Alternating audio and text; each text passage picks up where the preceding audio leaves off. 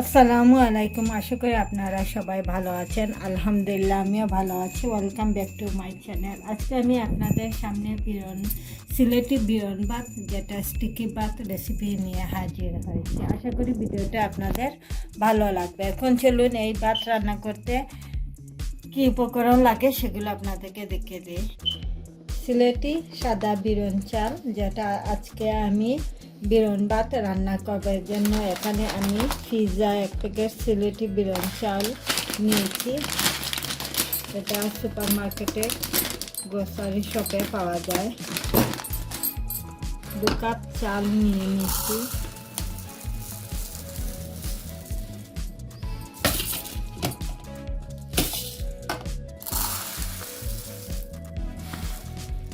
দু কাপ চাল নিয়ে নিয়েছি। এখন এগুলোকে প্রথমে খুব ভালো করে ধুয়ে নেব। চালগুলো খুব ভালো করে ধুয়ে নিয়েছি। এখন কীভাবে এই ভাতটা রান্না করি সেটা আপনাদেরকে দেখিয়ে দেবো। একটা হাঁড়ি বসিয়ে দিয়েছি, দিয়ে প্রথমে চালটা দিয়ে দিয়েছি। যেটা বিরন চাল আমি খুব ভালো করে ধুয়ে নিয়েছি। এটাতে প্রচুর ময়দা থাকে, খুব ভালো করে ধুতে হয় চালটা ধোয়া পর এটাতে আমি ফুটন্ত গরম পানিটা দিয়ে দিয়েছি। 2 কাপ চালে আমি কী পরিমাণ পানি দিচ্ছি সেটা আপনাদেরকে দেখিয়ে দিচ্ছি। 1 2 3 2 কাপ চালে আমি 4 কাপ পানি দিয়ে দিয়েছি। এখন চুলাটা অন করে ঢাকনা দিয়ে রেখে দেবো। প্রথমে পানিটা ফুটে চালটা বয়েল হবে, তারপর আপনাদেরকে দেখিয়ে দিচ্ছি। 5 মিনিট পর দেখিয়ে দিচ্ছি। এই দেখুন পানিটা ফুটে উঠেছে। খুব বেশি আমি এটা সিদ্ধ করব না। আর 5 মিনিট পানিতে চালটা সিদ্ধ হওয়ার পর আমি এটাতে পানিটা সরিয়ে নেব ক্যালেন্ডারে দিলে। আসলাম আরও 5 মিনিট পর চালটা আপনাদেরকে দেখিয়ে দিচ্ছি কীরকম হয়েছে। এই দেখুন পুরোপুরিভাবে ফুটে গেছে। এখন আমি হাফ যেটা আমি সিদ্ধ করে নিয়েছি একটা ক্যালেন্ডারের মধ্যে চালটা ঢেলে নিচ্ছি।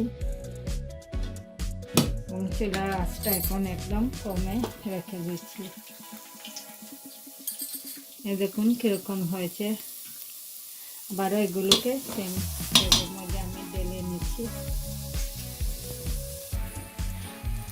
আবারও আপনাদেরকে দেখিয়ে দিচ্ছি আমি যে হাঁড়ির মধ্যে চালটা দিয়ে দিয়েছি। চুলার আঁচটা এখন একদম কম রেখে দেব।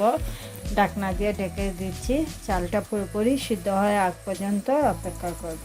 ফিরে আসলাম আরও 5 মিনিট পর। ঢাকনাটা উল্টে আপনাদেরকে দেখে দিচ্ছি। এই দেখুন কীরকম হয়েছে বিরন ভাত, যেটা স্টিকি ভাত। আমার পানির পরিমাণটা একদম পারফেক্ট ছিল। জর্জরা ভাতটা হয়েছে, যেটা 18 ভাত। এখন আমি নামিয়ে চুলা থেকে নামিয়ে একটা সার্ভিং বাটির মধ্যে নিয়ে আপনাদেরকে দেখিয়ে দিচ্ছি কীরকম হয়েছে বিরন ভাত। শীতের দিনের সকালে বিরন ভাত খেতে কার না ভালো লাগে, আমারও অনেক পছন্দের খাবার।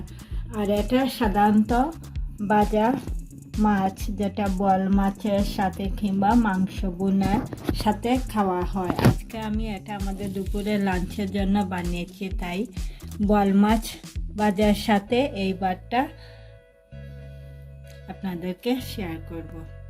বিরন ভাত বল মাছের সাথে আজকে আমি পরিবেশন করেছি। আর আপনারা চাইলে এই বিরন ভাতটা দুধ, দই, কলা, গুড় দিয়েও রমজানের সেহরিতে খাওয়া হয়। মরব্বা এগুলোর সাথেই স্টিকি ভাত, যেটা বিরন ভাতটা খাওয়া হয়। আশা করি আপনাদের আমার ভিডিওটা ভালো লেগেছে। ভালো লাগলে লাইক, কমেন্ট এবং ফ্রেন্ডদেরকে শেয়ার করবেন। আর যারা এখনও আমার চ্যানেলটাকে সাবস্ক্রাইব করে না, আশা করি নতুন আরও ভিডিও দেখার জন্য আমার চ্যানেলটাকে সাবস্ক্রাইব করতে ভুলবেন না।